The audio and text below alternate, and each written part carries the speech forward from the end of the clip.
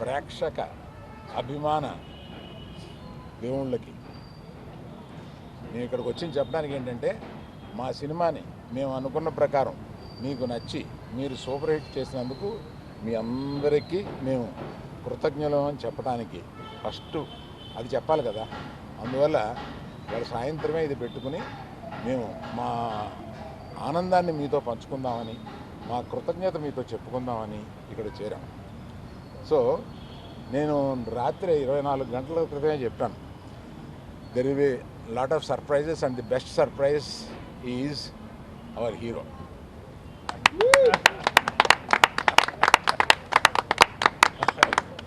అంటే మామూలుగా దొళ్ళగొట్టాడు సినిమాలో. అందుకని ఇప్పుడు మాకు ఇంకో హీరో ఉన్నాడు, అతను దేవిప్రసాద్.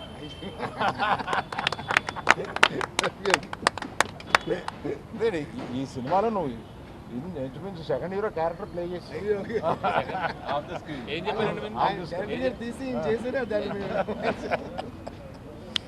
సో నన్ను వీళ్ళని వాసుని అందరినీ ఆడించేవాడు ఇలా ఒకడు ఉంటాడు, అతని పేరే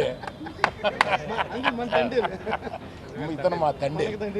ఈ అందరికి మాకు తండేలు ఇతను. అందుకని మమ్మల్ని అందరినీ ఆడించి ఈ లెవెల్కి తీసుకొచ్చాడు.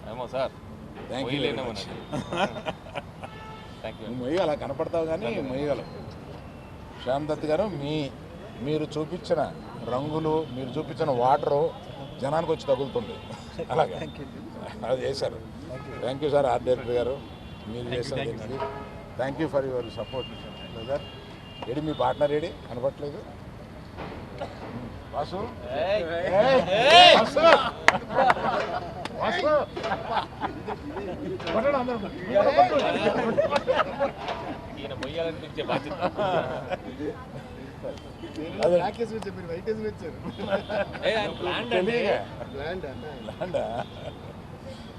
సో ఇక్కడి నుంచి ఈ రోజు నుంచి ఇక పండగ ప్రారంభం అవుద్ది.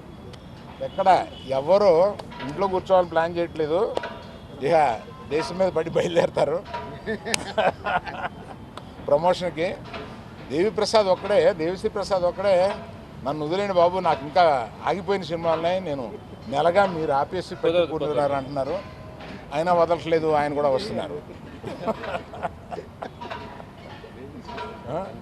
నిజమే, 1 మంత్గా నేను పగలు రాత్రులు పాపం మ్యూజిక్ డైరెక్టర్ కాకుండా రకరకాల పనులు చెప్పాము నీకు,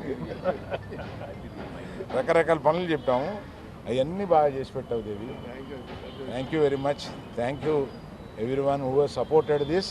Particularly thank you media, you took this film to another level. Thank you very much.